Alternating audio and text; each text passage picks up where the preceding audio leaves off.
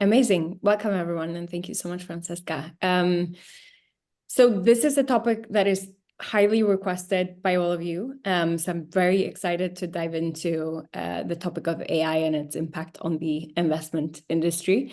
I can very much see why a lot of you have been asking us to talk about this. AI is obviously rapidly changing the future of many jobs out there that I'm sure you guys are considering as possible career paths.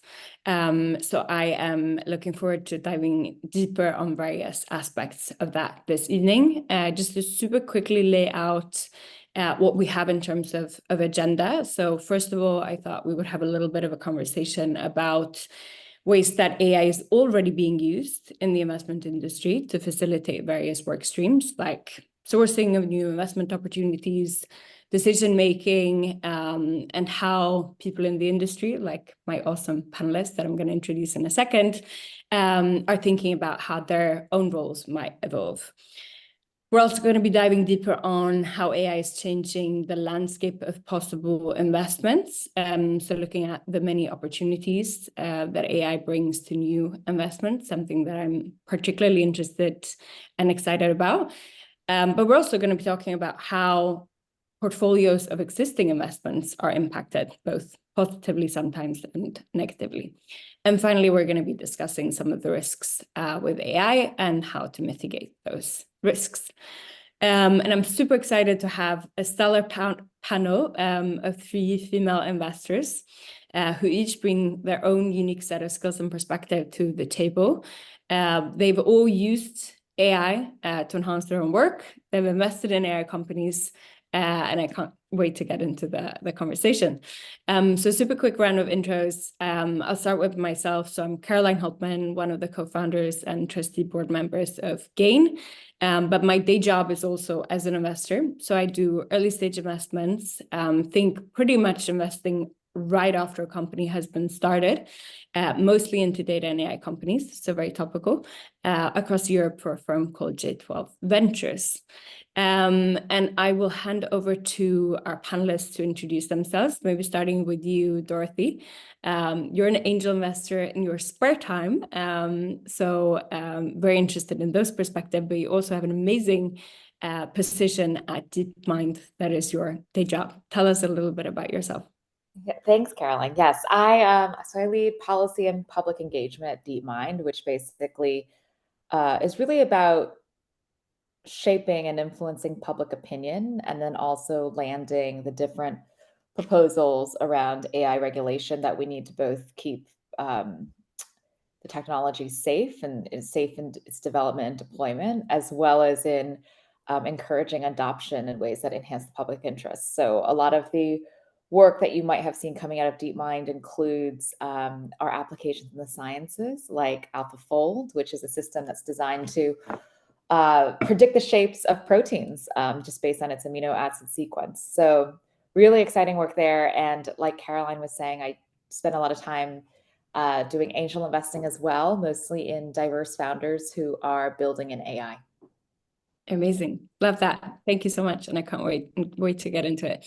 Next up, Georgia from Atomico. Tell us about yourself.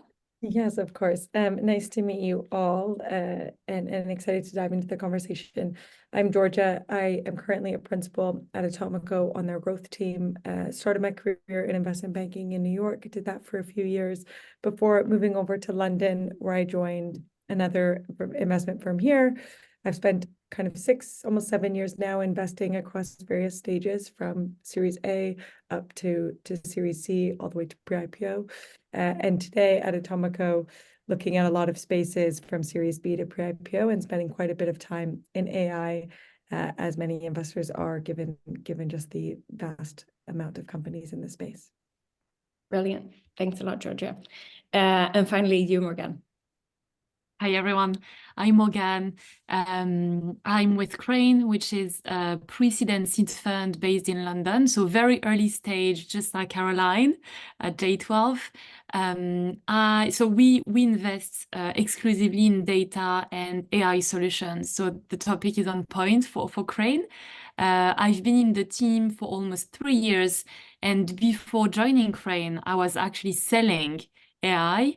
I'm coming from a cybersecurity company called Tessian, and I was the first sales hire there. So don't have a technical background, but very much a sales background.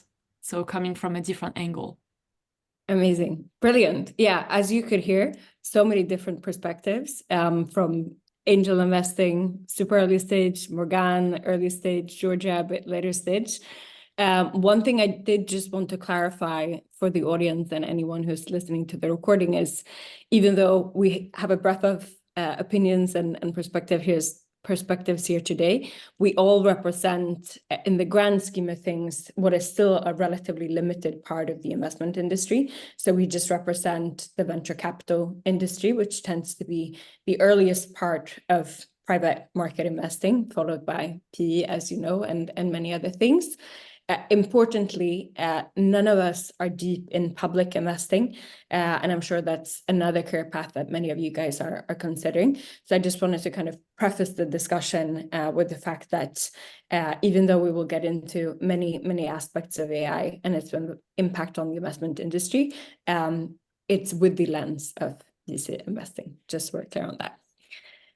Brilliant. Okay, let's get into it. So first, the big question, AI and its impact on the investment industry. Maybe I can just quickly pick your brains on why AI is relevant to the investment industry as a whole. But maybe before doing that, what is really AI? Does anyone want to have a go at just in one sentence defining AI?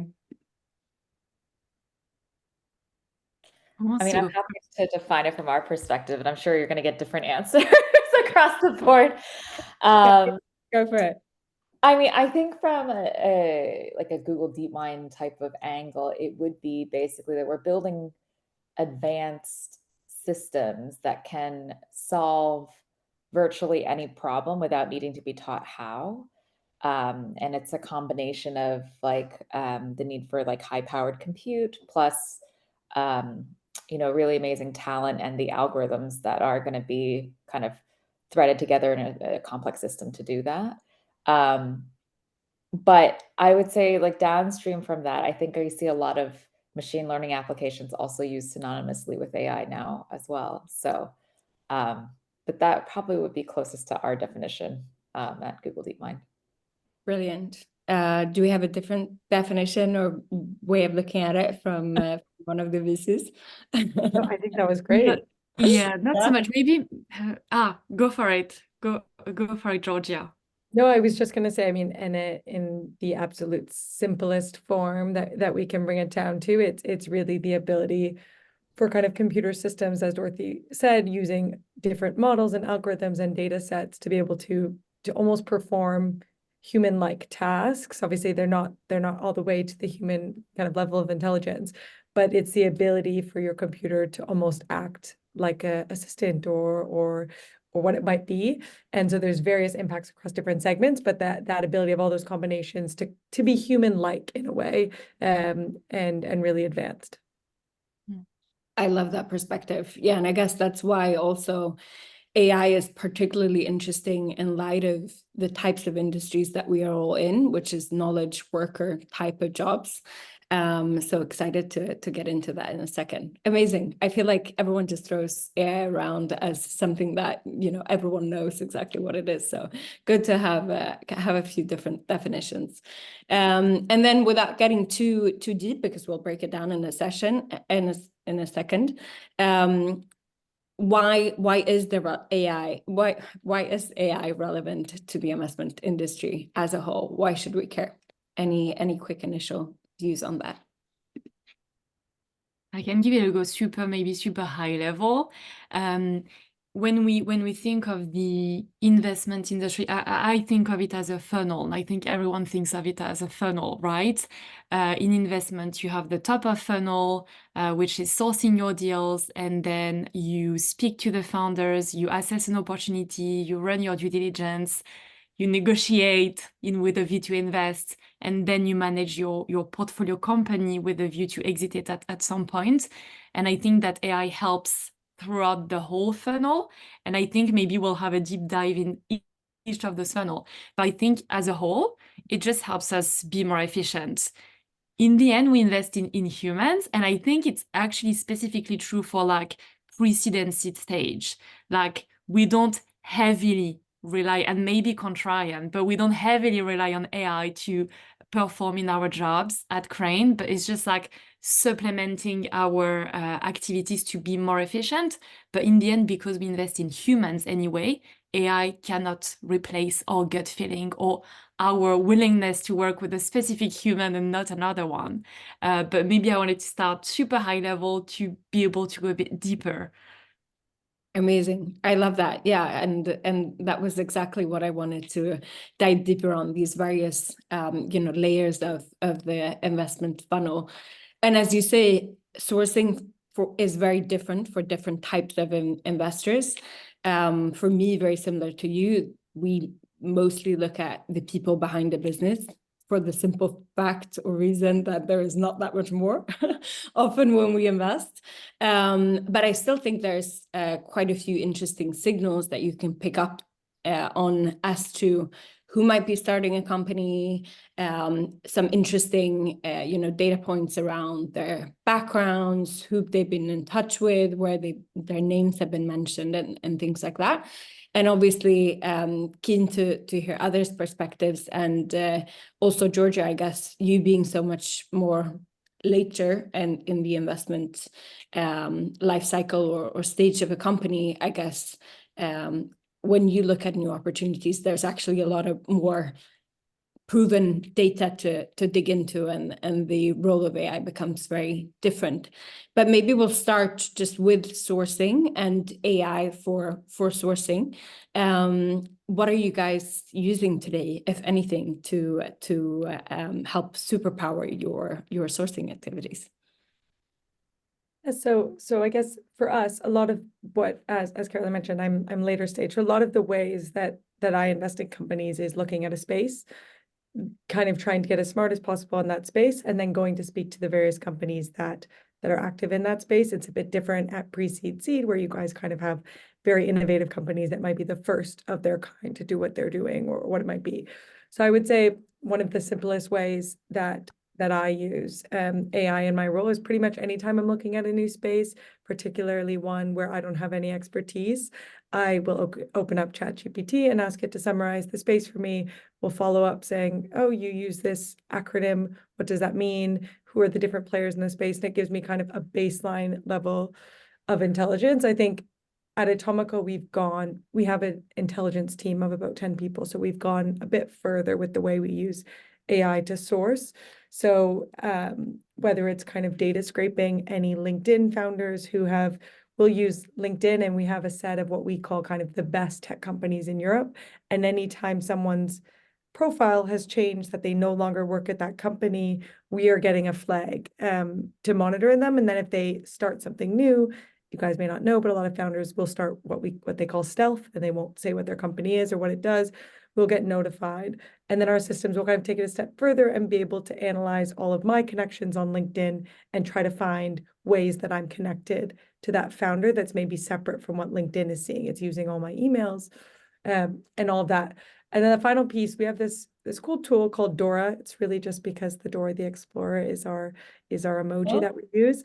So I can message Dora on Slack any URL of a company, and Dora will go through and give me all the publicly available information, as well as go through all of the information in Atomico's database that's linked to that URL and summarize that to me in kind of one page, so that if I'm going into a meeting, I no longer have to do a bunch of reading before I kind of get a one-pager of all of our past interactions, and it even suggests questions to ask, and all of that.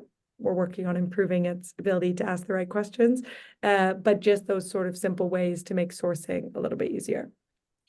Amazing. Love that. And you guys are obviously quite advanced, given you're slightly larger. You have the firepower to have a full 10 people in-house team to do that, which I'm very jealous about. Any further perspectives from Dorothy or Morgane on AI and sourcing in particular? Yeah, so weirdly enough, like we leverage AI at Crane, but we could do it way more. But for sourcing, what we do is we have a few tools, including one tool that's actually highlighting profiles using AI. And again, like the definition is like the line is so fine. I'm not even sure they're using AI, but they're surfacing signals. And so if a particular founder comes up because at the moment they're getting connected to like a lot of investors, or they've just changed their job and they have this particular profile, etc., they're going to be flagged, surfaced. So that helps identifying the right profiles for us. So that's one very cool thing that we use. It also helps us like flag those founders who are not even in stealth mode, because Georgia was actually explaining that when you start a business, you're in stealth mode, which means like you're a bit hidden, but there's a phase even before then where they don't even update their LinkedIn. And so they're still at their job, or they've not updated anything, that they're completely like hidden. And so you need this type of signals to try and understand if they're actually building a business, and you can get in touch with them. So that's helpful then.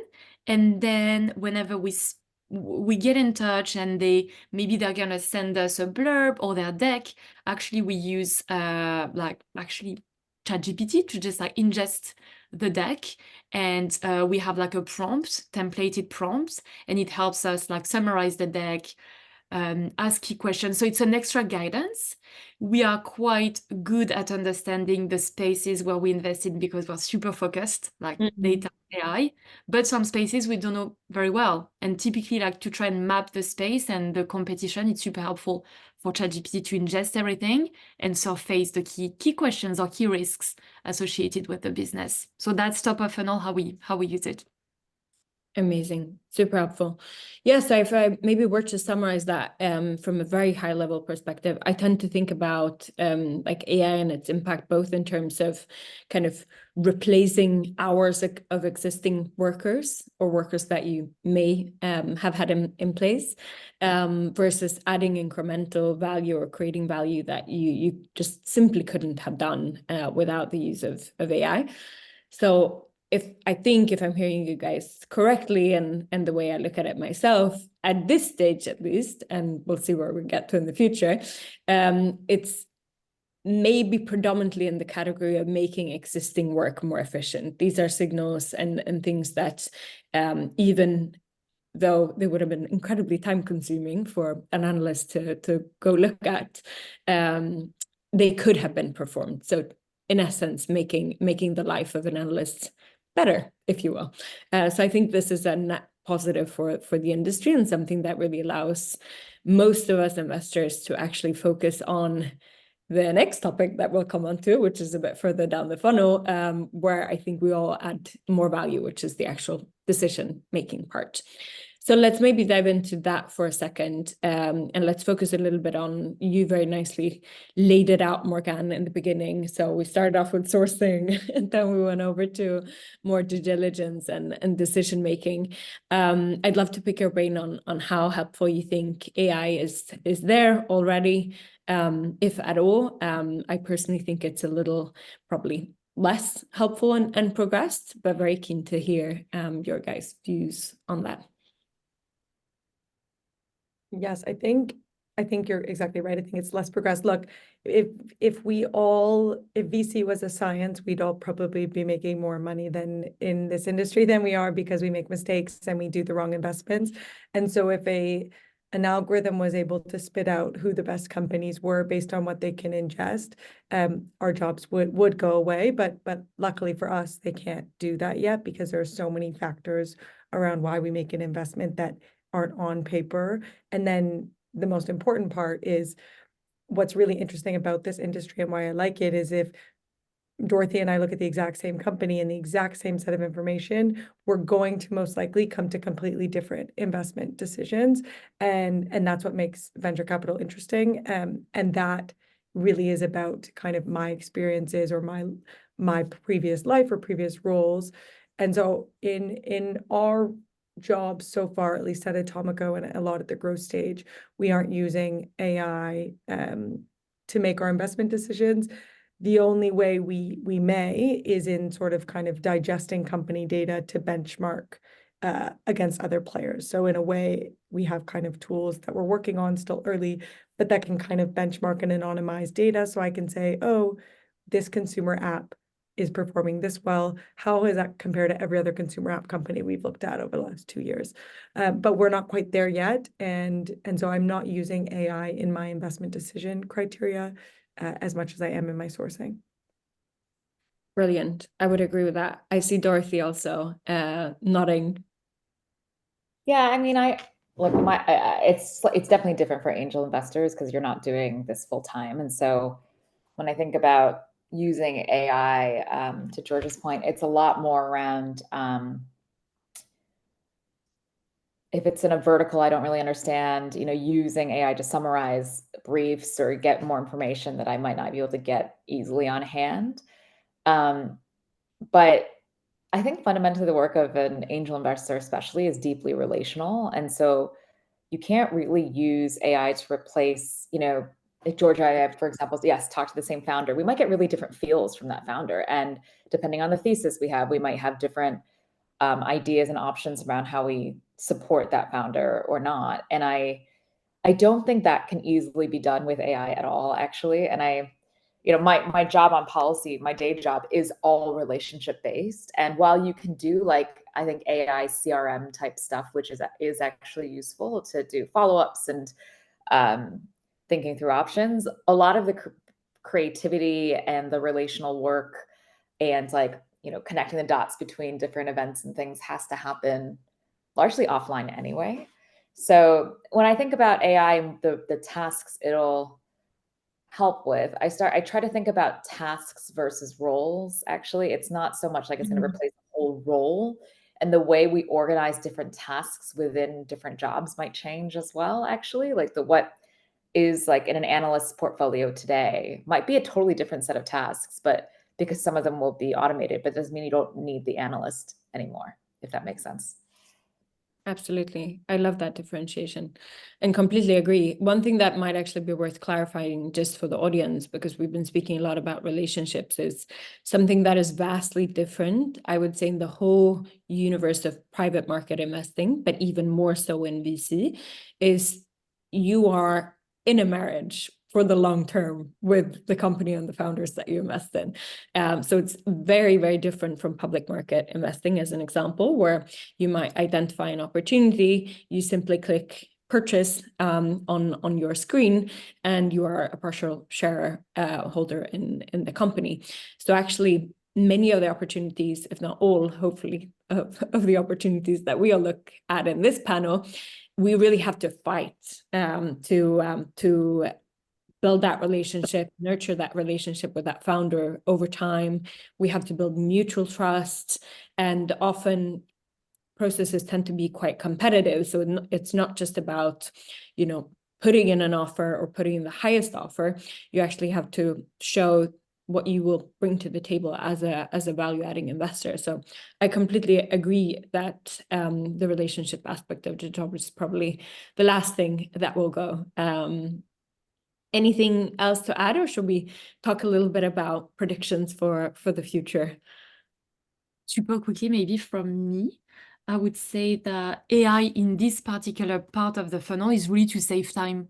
So you may think I'm very lazy, but I hate reading long papers of research and stuff. And so if I can just feed it to ChatGPT and they can just spit it out, and I just tell them summarize it in very layman terms, maximum of I don't know, 1,000 words, what are the key takeaways, it's going to help me with my assessment of the deal.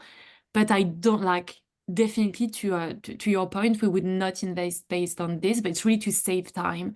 And so then I can use my time then to be building this relationship with the founder. So it's freeing up some of our time to do the more strategic stuff. Completely agree. Yeah. So in summary, where I think all of us stand is AI is hugely helpful. It helps with certain tasks, sourcing in particular. It frees up a lot of time, but when it comes to the very core of what we do and what makes a good investor, it's simply not there. or anywhere close to near, replacing an actual human, which is encouraging, I guess, for anyone considering to work in the industry. So let's maybe look ahead a little bit. We talked a little bit about ways that we are all already using AI, but the space is evolving so incredibly rapidly. What we're using today looks very different from what we were all using just, 6 months ago, a year ago, 2 years ago. If you think forward instead, maybe like a little bit more in the future. So not just next year or what's on the immediate horizon, but 10, years or something like that. What do you think, or how do you think the role of an investor might look like? It's obviously hugely speculative, but do you think it's going to change a lot? Are you worried? Are you bullish? How do you look at your own and other future investors' future? For the very early stage, at least, I think that we'll have to learn how to adopt AI. That's the key thing. And I can't say that we've learned. Like, if I'm speaking for myself, if I'm speaking for Crane, I think even though we invest in AI, like that's literally 90% of our portfolio, I think that we're leveraging it like maybe 5%. And I think the key differentiator will be between people who can leverage it and people who can't. In terms of like trying to figure out what the role will look like, I think there's, so to me, it would mean that if we free up more, so I don't think we'll be making better decisions, because as we were saying, like, I don't think we'll be using AI to make our decisions in this specific part of the market, because it's like, it's gut driven, it's very like relationship driven. But I think that if we manage to free up our time leveraging AI for more like mundane tasks and data ingestion, it means that we'll be able to process more and maybe do more deals, or maybe focus on like the more enjoyable parts of the role. But like concretely speaking, what it looks like, I have no idea. So I would actually love to hear your thoughts about it, because I don't know. Yeah, amazing. Let's hear from some others. Yes, honestly, I'm unfortunately I'm quite close to you. I think of it as something super exciting, even if I compare any of the jobs I've had, especially when you're a junior and you're kind of in that entry level. A lot of what you're doing is or can be repetitive, and it can feel boring or mundane, because that is the point of kind of the career that you're at. And I think what's super interesting about these tools is they reduce the time to do some of those tasks, which allows you to spend more time on for me personally, what I really like about my job. And I think in any industry, there's probably 20% of your job that you really don't like, hopefully not too much more than that, and 80% that you love. And for me, a lot of that 20% is being automated or being improved by these sort of tools. And so hopefully it just makes me like my job more, but also in the ideal world, it's making me better at it as well. I don't think we've seen that come through yet, or I don't think we've seen the proof points of that yet, at least as a fund here at Atomico. But if you can kind of tell by the amount we're investing into it, we really believe that the best VC will be the VC that is using technology in any way possible. And so as a fund, we think that this will become an edge, and it's just too early to see where that edge will come out, or what that will end up looking like. But that's probably more relevant to us at the later stage, because as the other panelists have said, when we're looking at companies, there is thousands of data points we can look at to help our assessment, rather than kind of a founder and an idea. So I'm quite bullish on it. I don't think my job will disappear, but hopefully my job will become more engaging and more exciting. Completely agree. Dorothy? Yeah, I think it's just really early, if I'm being honest. Like, there was a story in The Economist that I keep citing about a month ago, saying that VCs haven't gotten the returns that they wanted to see as quickly as they wanted from AI. And the question they were posing was, is it because AI is like Web3 and like a bit of a nothing burger, or is it because just general technologies like PCs take a really long time to adopt and diffuse well? And if you look at ChatGPT, the reason it was such a moment was not necessarily because the technology was that much better than other competitors, but the interface breakthrough was real, right? And so I don't know that we've figured out the right interface for, say, like a financial investing firm, for example, at all, right? And so there's this whole layer of startups that all of us are seeing, I think, trying to build what that great interface and translation layer could look like for this vertical. And that's probably going to happen with other verticals as well. So I think my expectation is that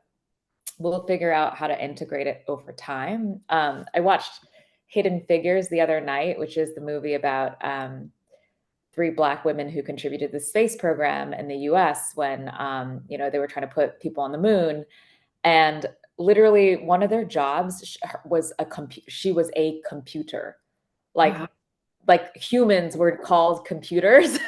And so I just think to myself, like, it's funny because I watched it before and I didn't catch that. And I was like, wow, like how crazy is it to think that like all these things that people used to do are truly now done by PCs and laptops and phones. And then what's the thing that, we do now that's going to be done by a computer or another kind of device moving forward? I mean, I think it's really exciting to think about.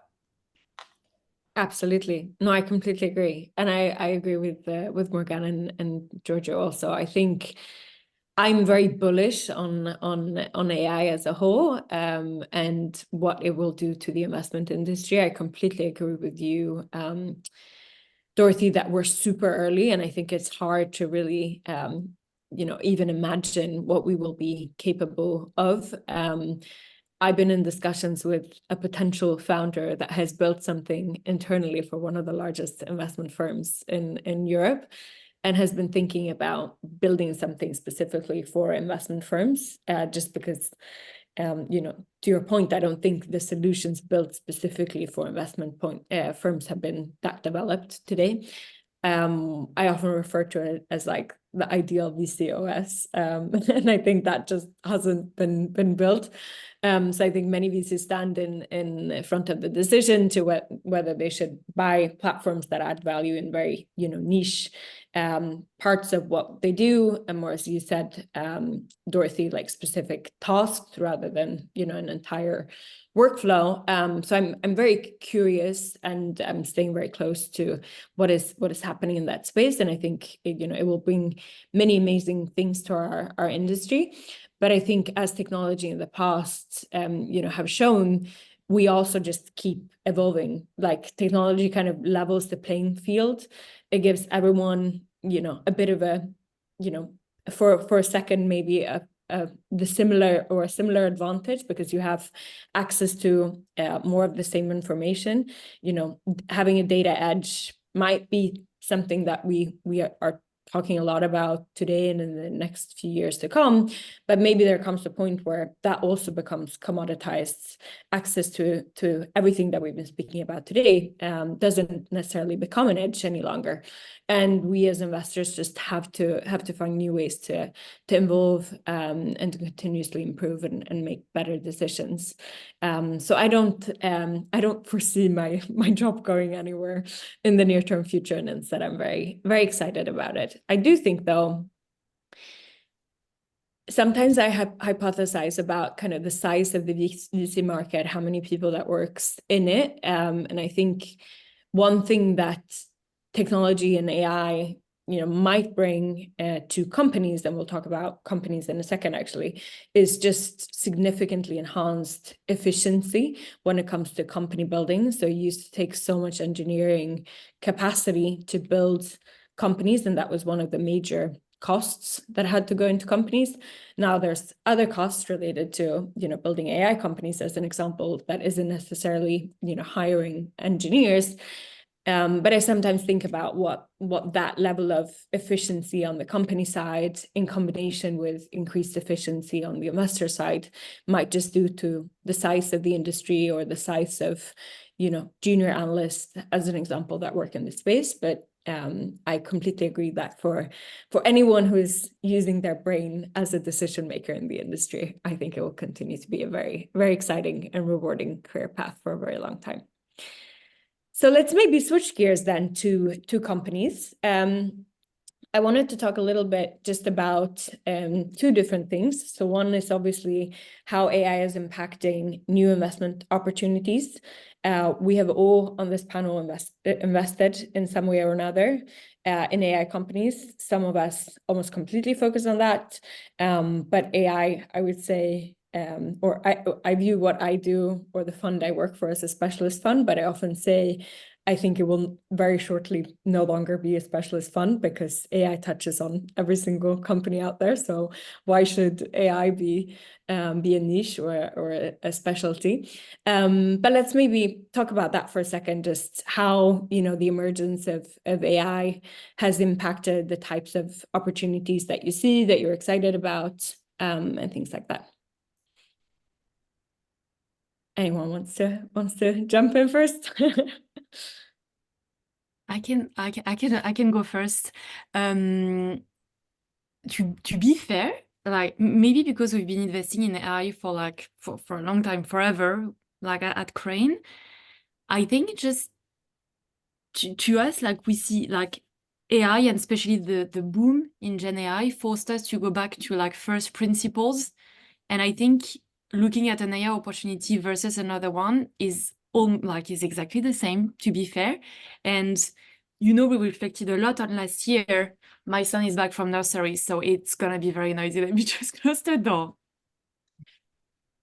No worries. He's such a noisy boy. So I think we just went back to first principles. Like last year, which is the year when we saw the most like AI plays, like hundreds and hundreds, we made one investment. And on purpose, we didn't invest in any Gen AI play. But I think what we look for stands for any type of investment, whether it's AI or not AI, which is like clear identification of the problem. And is this problem still true in like 2 years' time, 3 years' time, 10 years' time? In AI, I think it's very, very hard because some problems are true today, but they won't be true in a few years' time. So that was one. Like in AI, what we've seen is a lot of like features being built, solving very acute problems, but we haven't been able to see a big platform play. And so this is always something that that we've been looking at in AI. Like I want to give an example, like last year, for example, we've seen a lot of companies like trying to fine tune models to make the models more efficient and more accurate. Is this a company in itself? Is it a feature from a wider company? And so this to us was also super complicated to apprehend. And to your point, Caroline, the moat, the defensible moat, like, is the AI companies that we're meeting like defensible in the long term? Are they going to become commoditized? And so I think it really forced us to go back to first principle and be super harsh, actually, with all of the AI companies that we've met. And this year, only because we felt more confident about the whole space, and especially the Gen AI space, we finally made our first Gen AI investments. And we finally been able to answer those questions, but it's not clear. Like it's been a difficult year last year for us. Super interesting. Yeah, I guess we've seen it in AI, we've seen it in many other prior kind of huge technology shifts that it just takes time to work it out. And there's a lot of uncertainty, but very exciting. Georgia, Dorothy, any other views on how your view on investments have changed since the emergence of AI?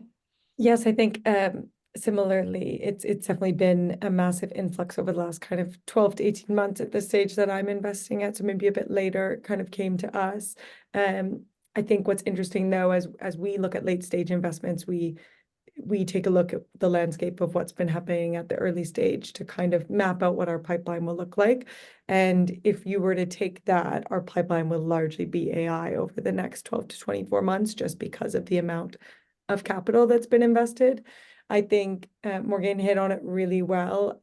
You almost have to separate in AI growth from actual business model and that, because typically in our job, numbers don't lie. And so when something is growing really fast and it's kind of on a rocket ship, we would typically lean in to invest, even if there are some larger question marks. I think most companies in AI are growing extremely quickly because there's this shift in adoption. That means that everybody's trying something, even if they're just trying it one time.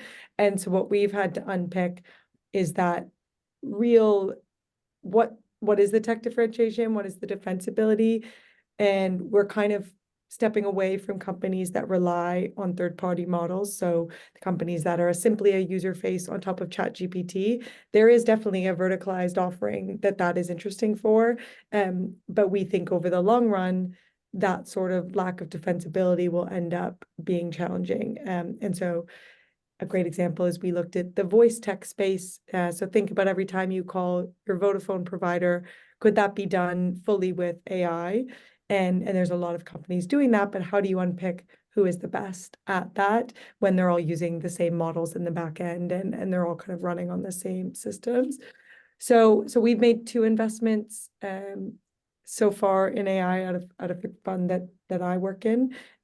Both are kind of verticalized products, and we've been able to get comfortable with that product differentiation in those cases. But to get to those 2 investments, similar to Morgane, we've looked at probably hundreds. So it's quite a busy space, and you need a level of expertise, I think, to invest in it. So like many funds, we're having certain team members spend almost 85 to 90% of their time on AI.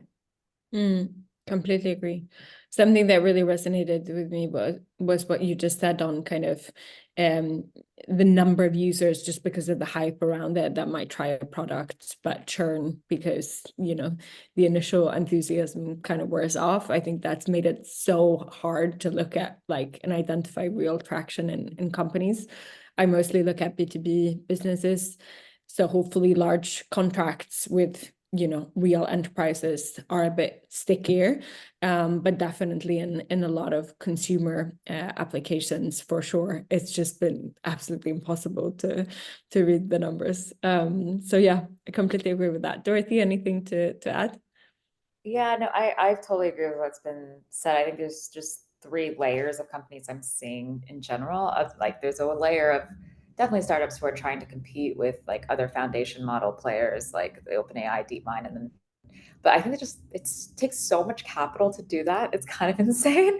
And so the companies I'm largely looking at are that middle translation layer who are trying to take a lot of the interesting breakthroughs from these foundation model companies and actually use their, I think, expertise in a specific sector or vertical to really customize that technology in a way that will be usable. And I think it's really different from other general technologies we've seen in the past. Like, you know, when I started at Google and we were doing search and docs and Gmail, all of these things fundamentally work for different verticals, probably better than what was there before.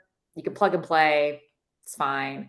I just don't think that's as true for AI, actually. I don't think it's as plug and play. I think, for example, if you're using it in a medical situation, it has to be specific to that use case.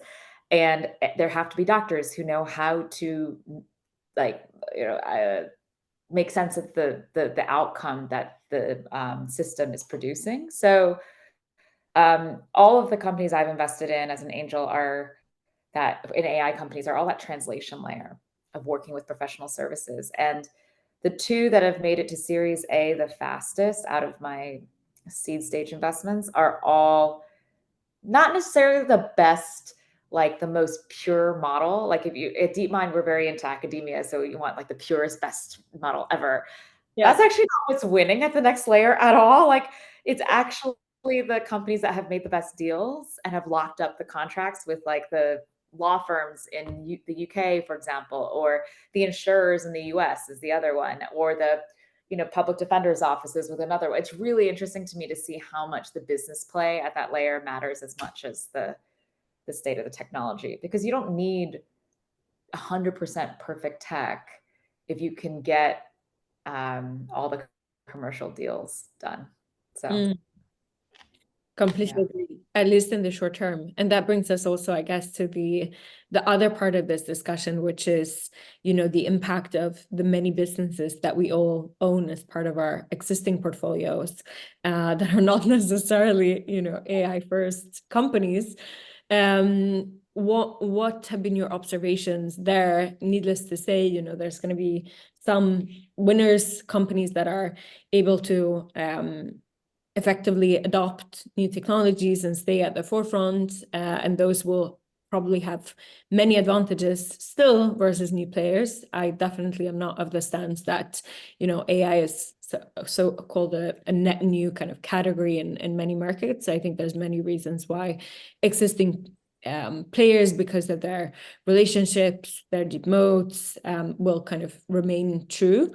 But what observations have you seen across your existing portfolios, and maybe also just to shed some light on how your work with those portfolio companies have been over the past year? Because I think it's been a particularly interesting time to work closely with founders to steer them through this period of transition.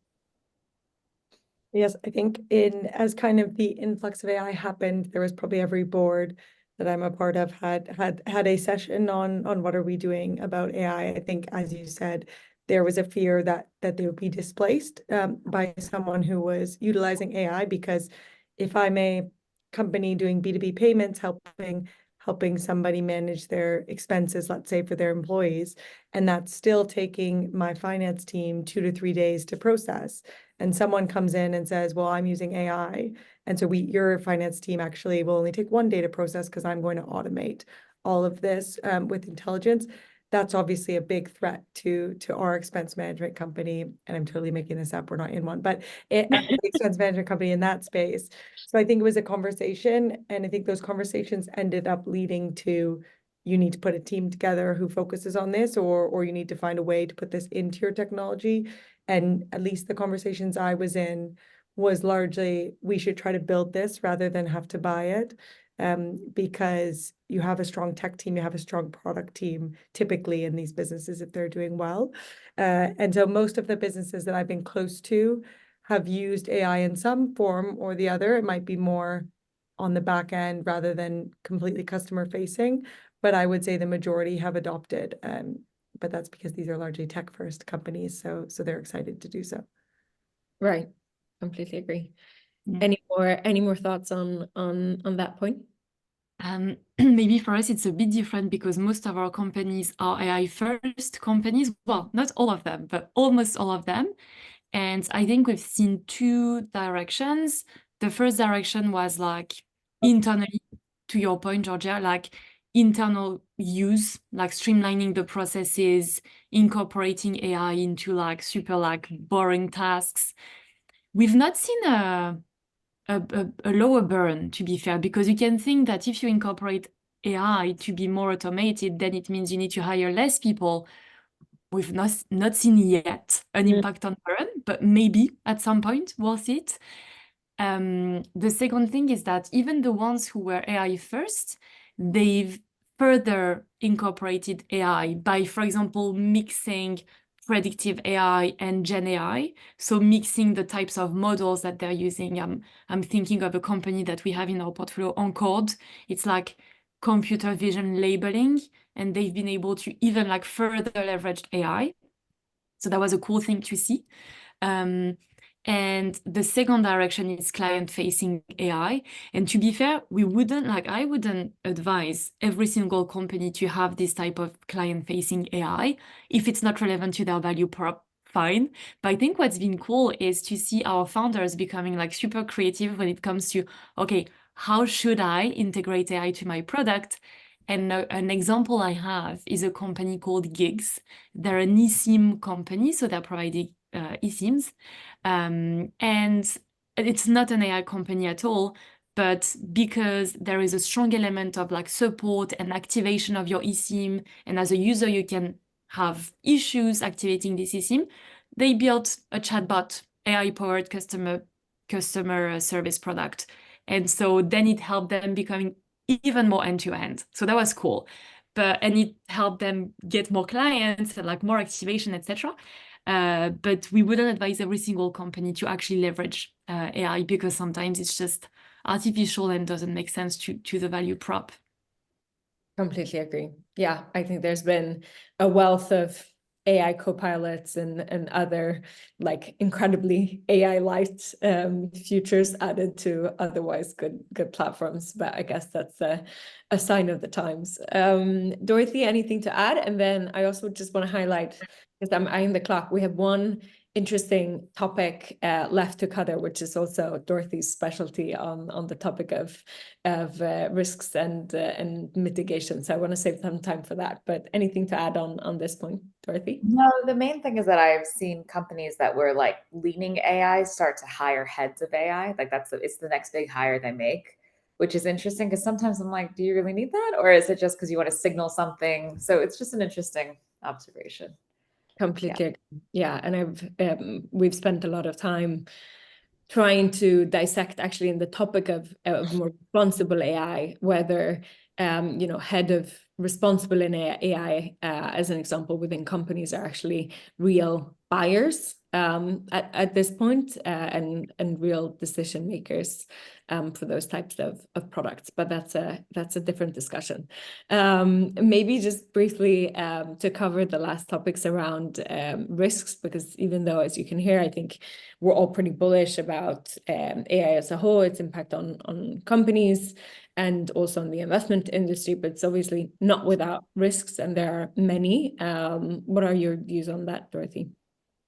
Well, I think there's still a lot of human input that's needed on a number of levels, even if you are using AI. So there are probably some areas that AI is not well suited or managed to be able to impact. So in the US, for example, there's a ton of research about like predictive policing and letting people on parole, figuring out how judges make decisions that really affect deeply, or even loan allocations and whether or not you're approved for a loan. Like there are things that deeply affect people's lives that you can't just let the algorithm make its own decision, because there are obviously so many different inputs. And I think people still have to understand their responsibility, like as a judge or as a doctor, relative to the AI, and not just take the decision as it is. And equally, I think it's important, companies like DeepMind, a lot of the things that we're thinking about is how do we convey our level of confidence in the decision that our system is making? Like, is there a confidence interval? With the protein structure predictions, we actually have certain parts of certain proteins where we say we just color code it differently and say we're not sure about this part of the prediction. And I think that just prompts people to take the right like manual step they need to take to help mitigate some of that risk.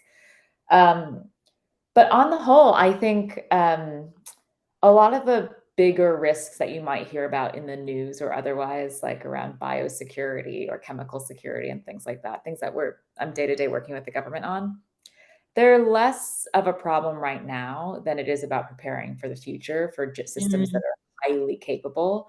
I think the day-to-day risks in the AI that's been deployed today is largely in what is a person's role and what you rely on AI for. And I don't think it's that clear. It hasn't been clear even with self-driving cars, for example. Part of the reason that there was so much trouble in adoption, right, is because it really wasn't clear when you're going on autopilot mode and when you have to pay attention. And I think that kind of human AI interaction really needs to be pulled apart, because the more that becomes clear to people, the easier it is for people to trust AI, the easier it is for people to adopt AI in the right ways. So there's still a long ways to go. But I think the best mitigation is to make sure that people are still, we always say like human in the loop is the industry term on AI. It's not just running by itself without any sort of oversight. Completely agree. And do you want to give just a 1-minute overview on the current state of regulation? I guess you mentioned already, different types of AI products and the risks associated, which is very much also, I guess, the stance that the EU AI Act has taken. But what's your super quick overview on the current lay of the land of that? Yeah, the most important things to know are that, there's the EU AI Act, which the nervousness I have around it is by the time it's implemented. I mean, it was written before ChatGPT even existed, and then they try to tack on all kinds of things afterwards. And my nervousness is that by the time it's implemented by the member states, it probably will be a little bit outdated. But I do think it's good to have the like risk-based approach outlined, which is really interesting. So it's the value that piece of regulation brings. In the US, we have an executive order now from the Biden administration, which well, at least lasts as long as President Biden's in office. But what it does is give a lot of funding to the different bodies within government to start having standards around how they implement AI in public services. And I think beyond that really pays attention to a lot of the safety and risk elements as well. And there's a bunch of White House commitments that the leading companies all made. And so that kind of pushes the industry in a certain direction around how we're going to mitigate risk and bias. And then lastly, in the UK, I mean, we are working a lot with this AI Safety Institute that they have, which is meant to be helping to test and create scientific models around how to test for risks and manage them. And a lot of this is about building government capability and capacity to detect risks and mitigate them with companies well. I do think it's a very different world than we were in with social media, where government was super hands-off. I think they're very hands-on for a whole bunch of reasons, which is going to make this industry so different. Completely agree. Yeah, exciting times. We could spend an hour just talking about that. I want to encourage, just as we finish up this discussion, I just want to encourage people to send in any other final questions that you guys have in the chat, and then we'll talk about them in a second. But just on this particular topic, Georgia, Morgane, anything to add from your view on the topic of risks? I'm not an expert, so I'll just skip this one. Yeah, I think Dorothy is the expert there. No, nothing to add. Perfect. No, neither. I think it is.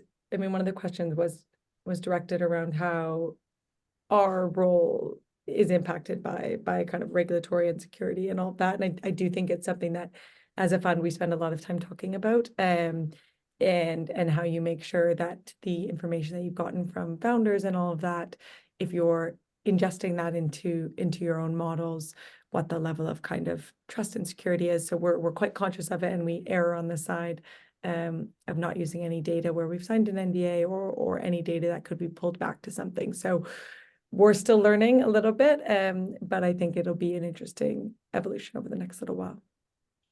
Completely agree with that. Yeah, and I think Dorothy said the term human in the loop, and that's very much how I think that kind of summarizes the way that I look at how it will have to be in the next few years.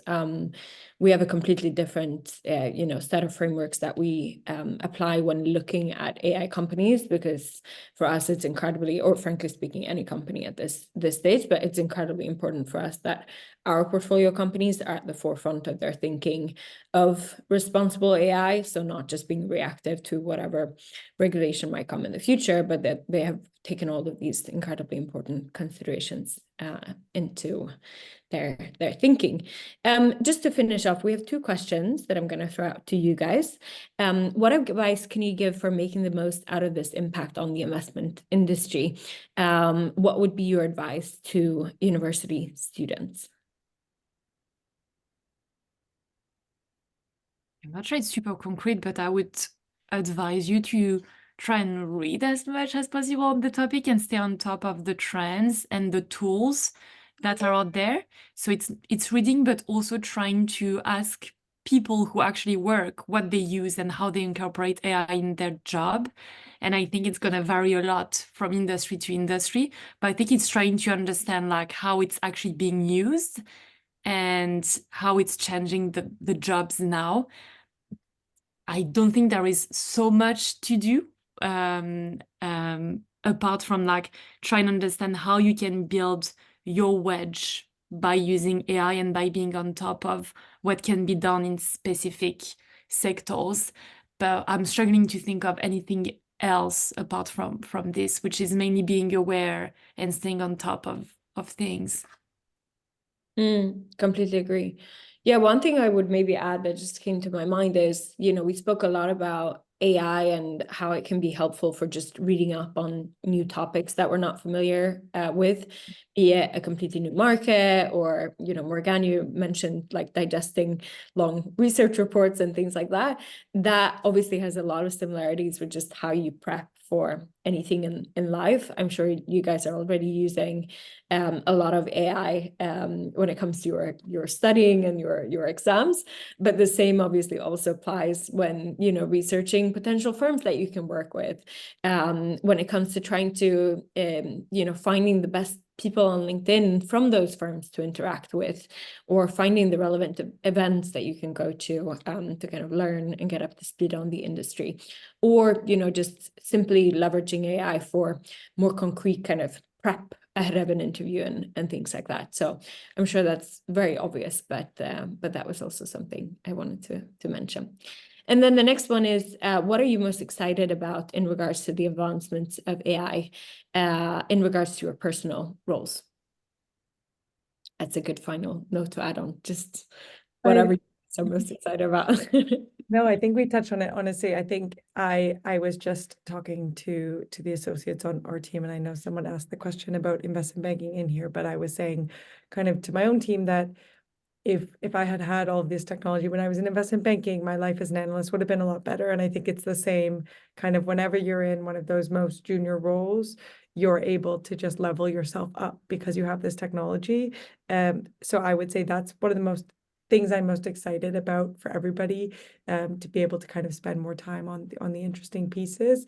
And then the final is I think it's probably the biggest technology advancement that I've seen in my lifetime. I mean, obviously mobile phones came out in my lifetime, but I wasn't paying attention to what was happening in the world at that point. And I think as an investor, I feel very fortunate to be able to be a part of what's going on here. And it might turn out to be a bubble and we'll all be learning something from that as well. But I do believe that this is one of the most transformational changes in technology that I've seen since joining the industry. So I'm excited to be able to invest in companies that make doctors more efficient, or improve the outcomes of drug discovery, or all of that can have real impact on the world. Completely agree. Anything else to add before we round up? On this, something I'm excited about for my personal role is try and save time. Yeah. If you can just like save a few hours a week, that would be perfect. Either to try and go to the gym or do more work. But yeah, this is what excites me the most. And to be fair, even though I'm using AI today, I haven't seen a big time saving yet. So I'm still due to see it. And I'm really waiting for it. My big hack is when I have to read academic papers, because so much of AI research is still in academic papers and I can't understand what the heck it says, I actually just ask an AI, like a chat AI bot, to just give me the top 5 findings in like normal speak. And it can actually do that. Like, it's amazing. That's amazing. And it's how I learned. One of my colleagues, I always said that, oh, I'm not smart enough to understand what this says. He's like, no, they're just badly written. Just make the AI do it for you. It's amazing. So I love that. What a great way to end. Thank you so much, guys. It's been hugely interesting. I'm sure not only for the people dialing in right now, but for the many people that will see the recording of this as it's added to our resources. It's something that's been hugely requested and is obviously on everyone's mind. So hopefully this fills you with a little bit of comfort that the role will still exist. We all seem to be in agreement that the life of a junior analyst will be way more enjoyable, which is another great pro if you're thinking about joining the industry. Yeah, just continue to watch this space. It's evolving so incredibly quickly. So I'm sure if we're to convene this panel again in just 6 months, I'm sure we would have different views and opinions to add. But that's been hugely insightful. Thank you so much. I really, really appreciate you guys joining and being part of this panel. Thanks, everyone. Thank you.